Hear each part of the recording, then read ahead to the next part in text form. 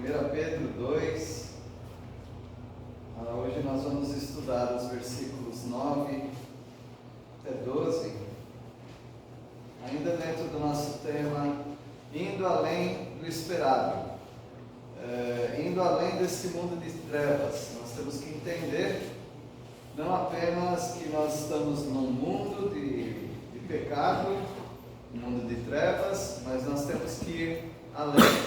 Nosso entendimento sobre esse mundo precisa ser de uma tal maneira que saibamos como nos proteger nesse mundo de trevas, como andar na luz em meio às trevas. E a palavra do Senhor diz que não apenas nós andamos no mundo de trevas, mas nós devemos ser luz para as pessoas. Imagina que um pai esteja com um filho e foi passear no mato. E aí escureceu e eles se perderam no mato. Coisa que não é muito difícil não, se perder no mato. Imagina se aquele pai fica desesperado. Como ficará o filho, né? Se for um filho novo, uma criança. Então o pai precisa ser para o filho a direção, a segurança. Assim também você está num mundo de trevas. Só que tem pessoas pior do que você. Nesse mundo de trevas, elas estão numa situação pior. Porque nós estamos no mundo de trevas, mas nós seguimos o Deus de luz. E nós precisamos dar segurança para o mundo. E a segurança que nós damos para esse mundo que está em trevas é apresentar o caminho onde há a luz. O Senhor quer usar a sua vida. Eu gostaria que você criasse uma cena na sua mente desse menino, ou pode ser menina também. Vamos pensar numa criança, que seja uma criança, junto com o pai, numa mata fechada, escura e perdidos. Se você fosse pai dessa criança, ou até a mãe, mesmo que você estivesse morrendo de medo, você não podia demonstrar isso. Você tinha que dar segurança para essa criança. Da mesma maneira, nós que estamos nesse mundo de trevas, mundo de dificuldades, nós passamos por muitas dificuldades, todos nós. Mas nós precisamos mostrar firmeza. Você vai ganhar essa firmeza em Cristo Jesus. À medida que você anda perto de Jesus, à medida que você lê a Bíblia, ora, tem um tempo de aprendizado com o Senhor, você vai ganhando segurança para a sua vida. E as pessoas que estão perto de você, elas se sentem seguras também. Às vezes tem incrédulos que sentem segurança perto de você. Mesmo que ele ainda não se converteu, mas ele sente que você é uma pessoa que lhe dá segurança. Isso é muito bom. É claro que ele não pode ficar nessa sensação de segurança, ele precisa estar seguro em Cristo. Assim também como um filho, a gente não vai mentir para ele que a gente está com medo, não é? Mas a gente precisa dar para aquele filho segurança. Por quê? Porque a gente pode tranquilizá-lo. Olha, filho, nós estamos no mato, nós estamos no escuro, o papai não sabe o caminho,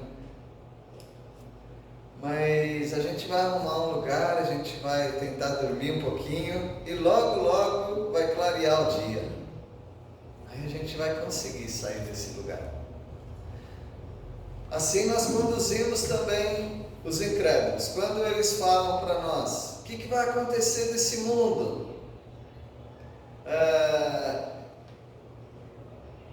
O incrédulo, ele tem que sentir que nós sabemos, conhecemos Deus e sabemos que há segurança em Deus, mesmo que nós não tenhamos resposta para tudo, mas nós falamos para eles: você pode confiar em Jesus, porque se você entregar a sua vida para o Senhor Jesus, você não vai ficar nas trevas, logo vem a luz, e você vai encontrar o caminho da salvação, o caminho da sua segurança. Nós precisamos ser na minha época de antigamente, falava farolete. Aí eu falei farolete com os alunos, eles nem sabiam o que era, o que é farolete. Lanterna, né? Nós temos que ser uma lanterna para esse mundo em trevas. 1 Pedro 2, versículo 9, que diz lá, alguém pode ler?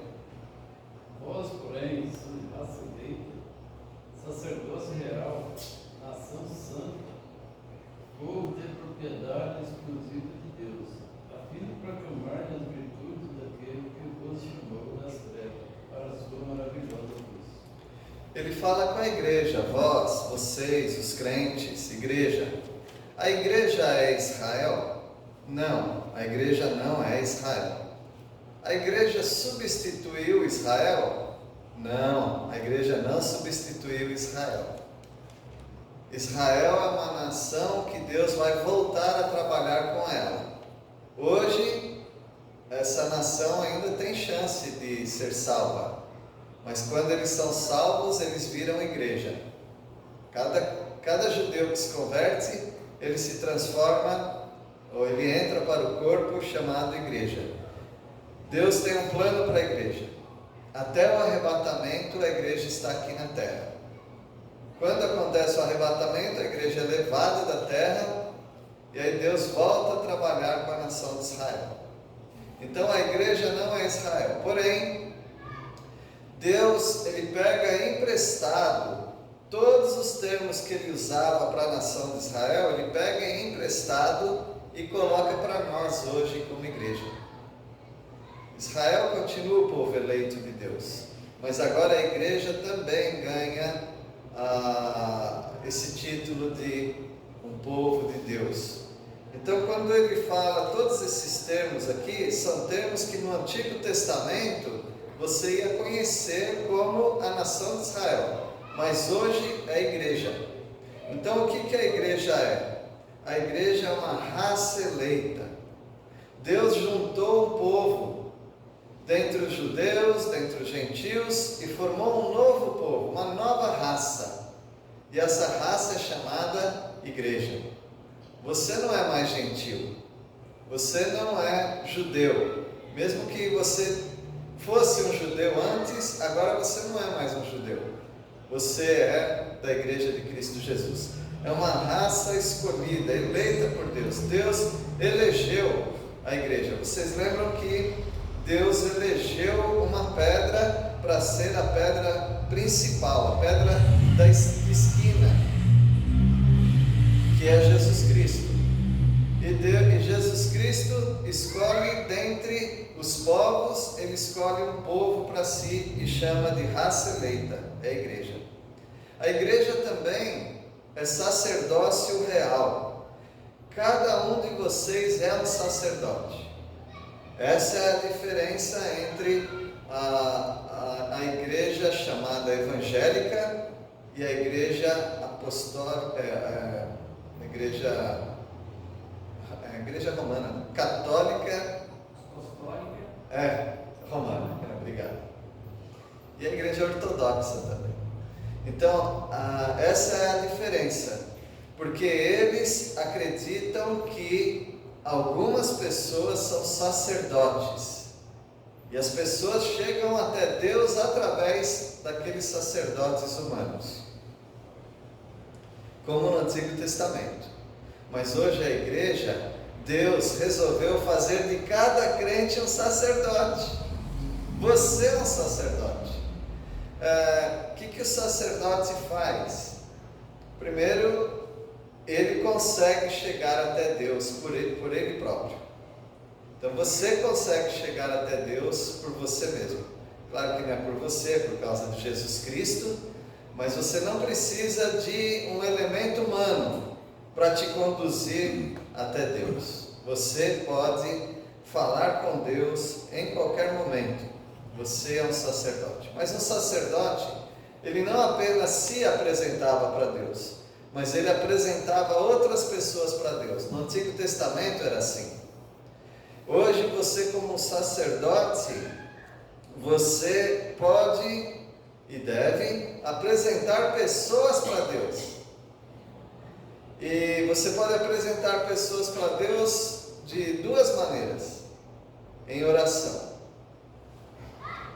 Você pode todos os dias apresentar um amigo seu não crente, um parente seu não crente, apresentar para Deus, como se Deus não conhecesse, tá bom?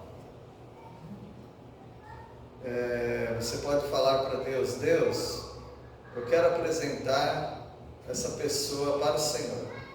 Essa pessoa não conhece o teu filho, essa pessoa não é salva, mas eu quero apresentá-la para o Senhor, para que o Senhor crie situações em que essa pessoa fique cercada do Evangelho.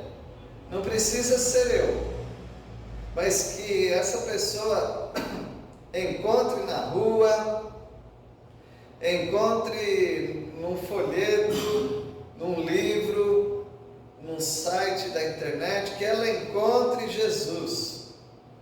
Então nós podemos apresentar essas pessoas dessa maneira a Deus, porque nós somos sacerdotes.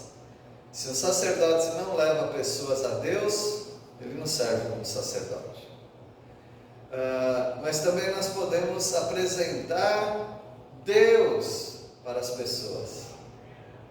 Nós podemos falar para as pessoas: eu quero falar para você de alguém que te ama, é um Deus poderoso, Criador dos céus e da terra, que enviou o Filho dele para morrer por você. Talvez você não sabia disso, não soubesse disso, mas Ele te ama dessa maneira.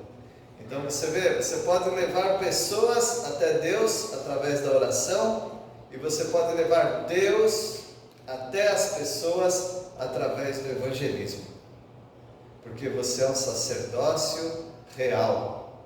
Sacerdócio real quer dizer que você é sacerdote do rei.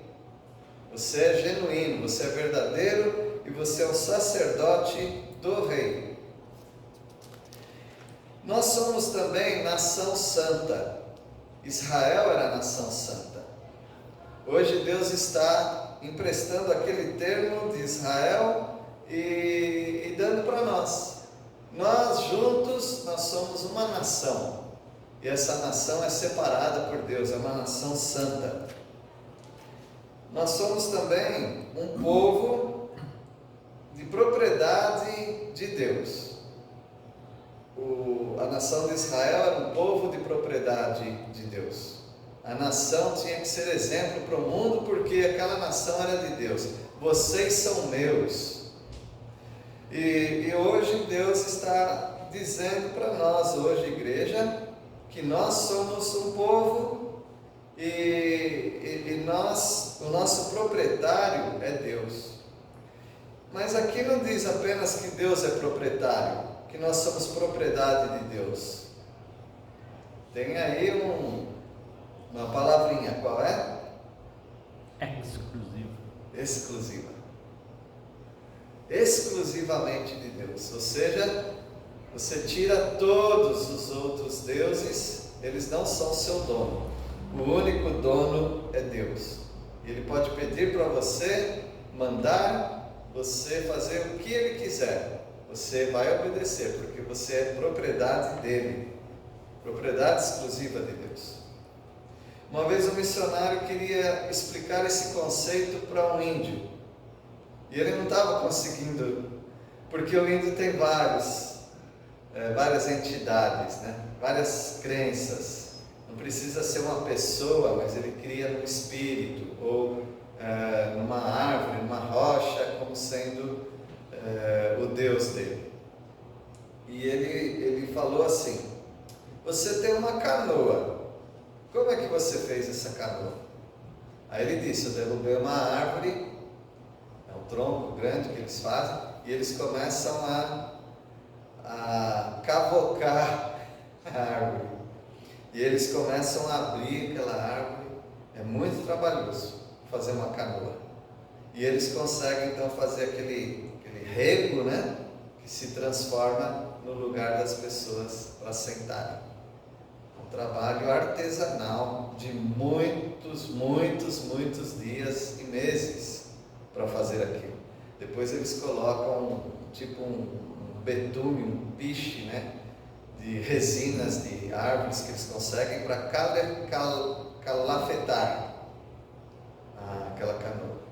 Então o missionário ele pega todo aquele processo e ele fala para o índio: qualquer pessoa pode vir aqui pegar a sua canoa e começar a remar, ir embora, levar a sua canoa? Eu falo: não pode. Por que não pode? Porque é minha. E como eu sei que ela é sua? Porque eu que fiz. Ele falou: então é assim mesmo. Deus te fez, logo você é propriedade de Deus. Deus é o seu dono, porque Ele te fez. E parece que o índio começou a compreender o que é ser propriedade exclusiva de Deus. Ele te fez. E para que Deus nos fez uma raça, um sacerdócio, uma nação, um povo exclusivo? Para que Deus fez tudo isso? Porque Ele tem um objetivo. O objetivo de Deus é esse: para nós proclamarmos, anunciarmos, falarmos das virtudes, das qualidades daquele que nos chamou das trevas para a sua maravilhosa luz. Então esse é o objetivo que Deus te fez. Esse é o objetivo que Ele te colocou dentro de um corpo chamado igreja, porque Ele quer que você chame pessoas que estão perdidas nas trevas. Ele quer que você as chame para a luz. O missionário Vladimir, ele se perdeu no meio da selva. Agora ele estava lá há muitos anos. Ele estava lá há mais de 30 anos. Ele conhecia tudo. Só que uma vez os índios foram para o mato e ele falou: depois eu sigo vocês. Ele conhece tudo, ele ia encontrar. Chegou ali numa ramificação da selva e ele entrou no lugar errado. E foi não achar os índios. Acho que eles andaram mais rápido. E ele foi mais rápido, mais longe, e ele se perdeu. Ele ficou 9 dias perdido. Eu não sei quantos se lembram, nossa igreja orou por ele. E ele já estava, claro, já tinha passado do desespero no primeiro dia. Ele ficou 9 dias perdido, tentando tomar água, tomava água, caía as chuvas, né? Ele sabia que caía às vezes nos bambus, em algumas coisas. Ele cortava, ele bebia aquela água, comia uma fruta aqui, outra ali, do mato, mas ele estava perdido. E quanto mais ele andava, e ele marcava, ele falou: já passei por aqui, e olha o desespero. Mas Deus fez com que a canoa da equipe de resgate quebrasse. E a canoa, o motor de polpa lá quebrou. Porque ele ouviu a canoa, e ele gritava, e ninguém ouvia, por causa do motor.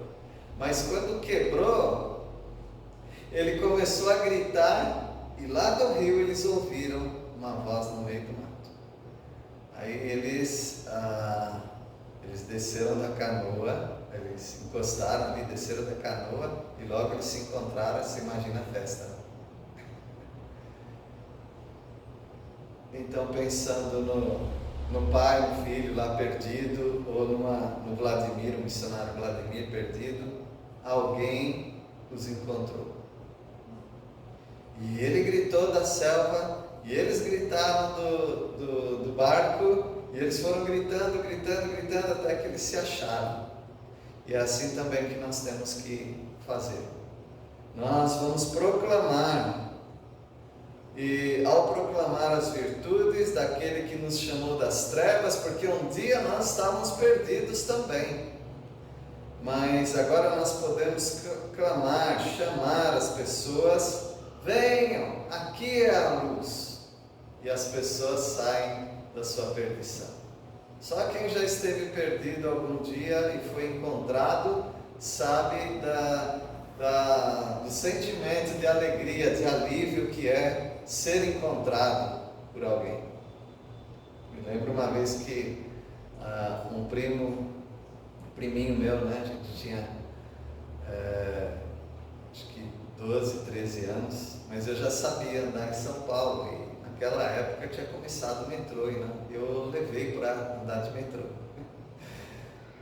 Na primeira parada, abriu a porta e ele desceu. Ele foi indo, eu falei, volta. Mas aí fechou a porta. Ele era do Paraná, ele não conhecia nada de São Paulo. Mas aí eu consegui parar lá na outra estação e aí voltei e nós nos encontramos. Ele estava parado. As pessoas não sabem como andar nesse mundo. Elas estão perdidas, estão tateando. Por isso, meus irmãos, nós temos uma grande responsabilidade e nós não devemos falhar igual a nação de Israel falhou, mas devemos chamar pessoas para a maravilhosa luz e para que elas sejam encontradas pelo Salvador.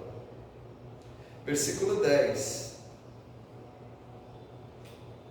Vós sim, que antes não erais povo, mas agora sois povo de Deus, que não tinhais alcançado misericórdia, mas agora alcançastes misericórdia. Nós estávamos naquela selva, perdidos. Essa era a nossa situação. Mas hoje nós nos encontramos em Deus. Deus nos encontrou. E nós nem éramos povo, mas hoje nós somos povo. Nós somos o povo de Deus. Nós não tínhamos a misericórdia do Senhor, mas hoje nós alcançamos essa misericórdia. Graças a Deus por isso. E é muito fácil a gente esquecer, né, que há pessoas perdidas. No momento que nós estávamos perdidos, nós daríamos tudo para que alguém nos achasse. E agora que nós fomos encontrados em Cristo Jesus, nós também devemos lembrar que tem pessoas perdidas, que estão desesperadas, e elas estão torcendo, porque elas não oram, né? Então elas torcem. Elas estão torcendo para que alguém as encontre. Deus pode usar grandemente a sua vida para encontrar os perdidos. Versículo 11. Amados, exorto-vos como peregrinos e forasteiros que sois, a vos absterdes das paixões carnais que fazem guerra contra a alma. Já falamos a diferença aqui de forasteiro e o peregrino, né? Na palavra de Deus, e de um andarilho. Nós não somos andarilhos. Andarilho não sabe para onde vai. Ele não tem rumo. Para onde você está indo? Estou indo. Quando ele chega onde ele nem sabia onde ele ia, ele está voltando. Onde você está indo? Estou indo só. Ele não tem um lugar para ficar, uma estadia. Ele não está à procura de nada, ele está à procura de si mesmo. Assim é o andarilho. Mas nós não somos andarilhos. Nós somos peregrinos. Nós somos forasteiros. Nós estamos andando nesse mundo, um mundo de trevas, mas nós não estamos perdidos. Nós sabemos qual é o nosso lar. E nós estamos indo para o lar. Quando alguém perguntar, onde você está indo? Estou indo para o lar, estou indo para casa. E Pedro está exortando a esses irmãos como peregrinos e forasteiros, porque é isso que nós somos nesse mundo. Mas nós não estamos perdidos nesse mundo. Nós temos um objetivo. Mas enquanto nós estivermos nesse mundo, vamos nos abster, ou seja, vamos deixar de praticar essas paixões carnais. Vladimir, quando estava perdido no meio da selva, ele sabia qual fruto comer e qual fruto não podia comer, porque ele tinha experiência. Ele sabia que tinha frutos que eram venenosos, que ele não podia comer. E tinha fruto que não era venenoso, mas ele não comia, porque dava muita sede. Ele sabia que algum fruto dá muita sede. Então ele evitava comer aquele fruto, porque ele precisava também economizar. Que embora seja selva, embora tenha rio, mas ele estava andando. Ele não sabe quando que ele teria água. Ele não tinha um grande abastecimento de água. Ele tinha um cantil, né? E ele tinha que poupar aquilo. Ele tinha que administrar. Assim também, nesse mundo, como forasteiros, nós temos que evitar algumas coisas. Aqui ele chama de paixões carnais. Talvez são frutos saborosos. Atraentes. Obrigado. Atraentes. Mas a gente sabe, se comer daquele fruto, a gente pode morrer. Então nós, nesse mundo, como forasteiros, nós vamos evitar algumas coisas, por mais atraentes que elas sejam. Elas podem ser fatais para nós. E essas paixões carnais, elas fazem guerra contra a nossa alma. Elas estão guerreando. Como comer de algum fruto, vai ter uma guerra dentro de você.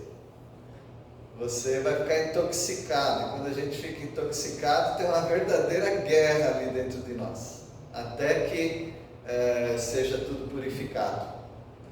Meus irmãos, às vezes nós não vamos ter tempo, se nós formos muito intoxicados nesse mundo, nós não vamos ter tempo para nos purificar. Pode ser fatal para a nossa vida cristã. E vamos encerrar com o versículo 12. Mantendo exemplar o vosso procedimento no meio dos gentios, para que naquilo que falam contra vós outros, como malfeitores, observando-vos em vossas boas obras, glorifiquem a Deus no dia da visitação. Nós temos que, andando nesse mundo, nós não somos andarilhos, nós somos peregrinos, forasteiros, nós estamos de passagem, mas nós sabemos para onde nós vamos. Mas enquanto nós estivermos nesse mundo, nós temos que manter exemplar o nosso procedimento. Eu gosto de filme de faroeste. Vocês gostam de filme de faroeste? Eu gostava. O Bang Bang é a italiana. Era muito bom, né? E nunca falha esse enredo daqueles filmes. Um forasteiro, alguém de uma outra terra, chegando num lugar. E ele não quer mexer com ninguém. Ele só quer tomar o uísque dele lá no bar, né? Ele quer se refrescar, ele não quer mexer com ninguém. De repente alguém da mesa fala: "Ei, forasteiro!" E aí começa a provocação. Ele não quer mexer com ninguém. Assim também nós, como forasteiros nesse mundo, nós não estamos aqui para arrumar encrenca. Nós sabemos qual é o nosso lar, é para lá que nós vamos manter um exemplo, um procedimento no meio dos gentios, no meio das pessoas que são desse mundo. Elas acham que nós somos invasoras da vida delas, mas nós além de passarmos por esse mundo, e essa é uma outra receita também dos filmes de Bang Bang, de faroeste, é que às vezes o forasteiro ele passava em algum lugar, ele via alguém em perigo e ele salvava aquela pessoa. Às vezes era uma moça com quem ele se casava, né? Mas às vezes era uma criança. E ele salvava, e o que ele fazia? Ele levava junto. Aquela pessoa passava também a ser forasteira com ele. Da mesma maneira, você está passando nesse mundo e você encontra pessoas em perigo, perigo de morte eterna. Você salva aquelas pessoas com a mensagem de Jesus Cristo e você leva essas pessoas junto. Algumas pessoas que estão na igreja é porque algum dos forasteiros estava no caminho e salvou essas pessoas e trouxe para casa, para a igreja. E nós temos que manter esse exemplo, o bom exemplo diante das pessoas. A Bíblia diz que as pessoas vão falar mal de nós. Sempre vai ter alguém que não gosta daquele forasteiro.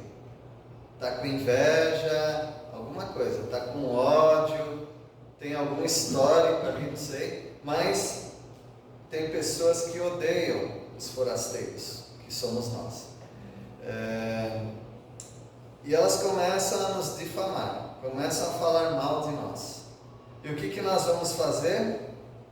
Nós vamos dar um bom exemplo, para que essas pessoas, observando as nossas boas obras, elas também glorifiquem a Deus. No dia da visitação, Pedro ele repete essa expressão que ela é assustadora. Essa expressão é muito assustadora. No dia da visitação, Deus um dia vai visitar esse mundo com a ira dele. Mas o que é assustador para mim é que Deus vai visitar a igreja também. Tem momentos que Deus visita o seu povo. Minha esposa gosta de chamar que é um ciclo. Que as coisas vão e voltam. E às vezes nós pegamos esse momento de visitação. É quando Deus, algumas vezes, aplica a disciplina dele sobre alguém. E a gente sente aquilo porque a gente é visitado também com a mão de Deus, com a mão poderosa e disciplinadora de Deus. E antes que cheguem, como Paulo fala aos Efésios, os dias maus, nós devemos nos preparar.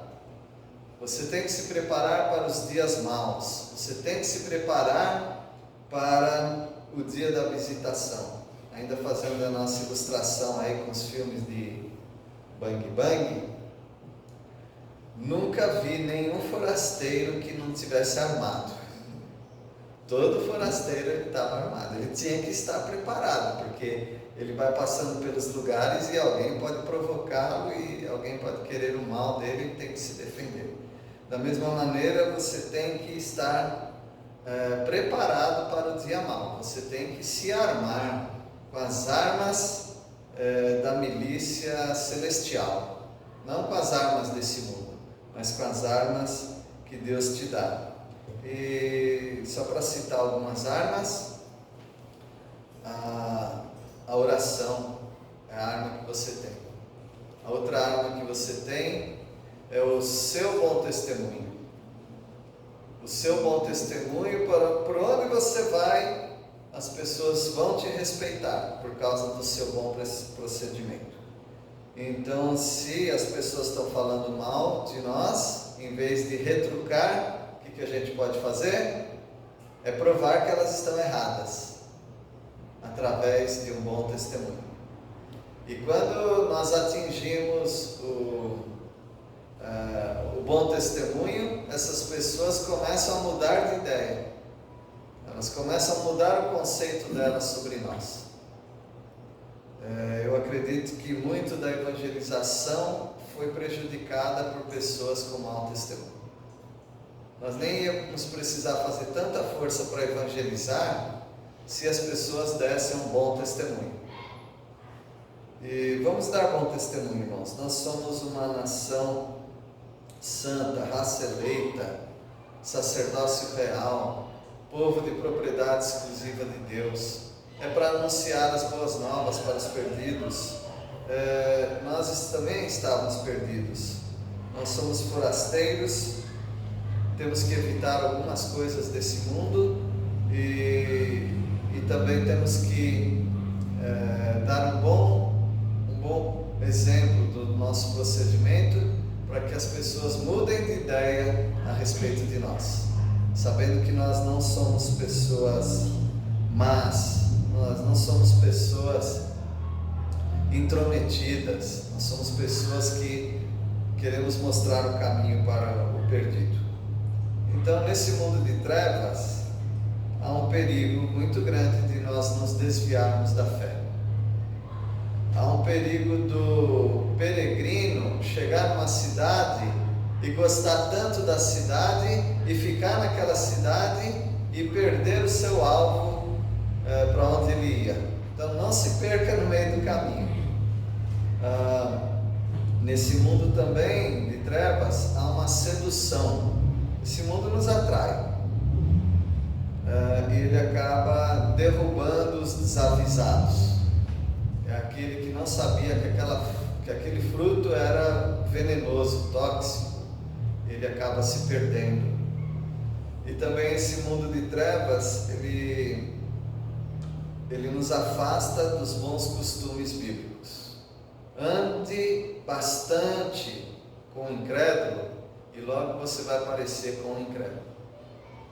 Comece a não dar valor para a sua família, para a sua família espiritual, que é a igreja. Comece a não dar valor, que logo você está igual a um morador desse mundo. Que Deus abençoe os irmãos, receba essa advertência em amor à palavra de Deus. Tem que ir além, tem que ler além de que nós estamos no mundo de trevas e precisa saber como é a dinâmica maligna desse mundo. Vamos orar. Senhor, nós somos forasteiros nesse mundo, ajuda-nos a dar um bom exemplo, mas nós somos também um povo escolhido pelo Senhor e agora somos alvos da Tua misericórdia e vivemos pelo Teu poder. E através desse poder nós queremos tirar pessoas das trevas, anunciar as virtudes daquele que nos chamou das trevas para a maravilhosa luz. E esse é Jesus Cristo, nós oramos em nome dele. Amém.